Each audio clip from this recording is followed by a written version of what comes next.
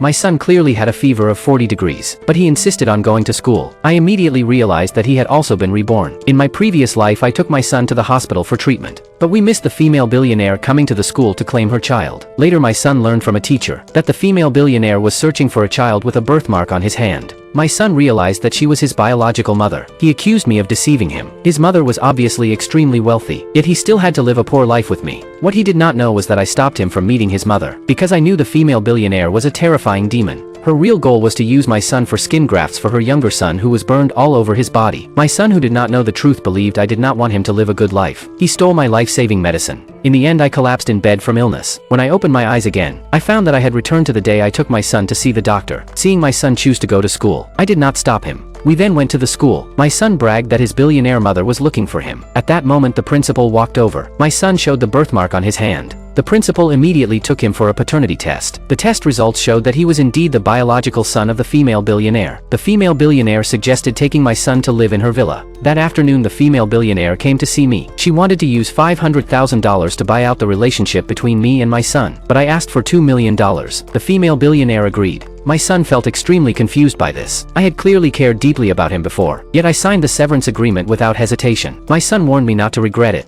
As he got into the car, my son saw a man wrapped in bandages sitting inside. He asked the female billionaire who that person was. The female billionaire told him that it was his stepbrother, who had suffered full body burns from a car accident. My son felt afraid of this brother. After returning to the villa, the female billionaire introduced her current husband to my son. The stepfather asked him with concern whether any skin on his body had ever been injured. Facing this kind of concern, my son felt very uncomfortable. Then the stepfather brought over newly purchased clothes and skincare products, saying that a banquet had already been prepared for him, and telling him to go upstairs to take a shower first. The vain son felt especially happy. He celebrated that he had finally left the poor version of me. But after he finished showering, the stepfather entered the room with bodyguards and prepared to take him to provide skin grafts for his own son. Only then did my son realize that in my previous life I had wanted to save him. He felt deep regret.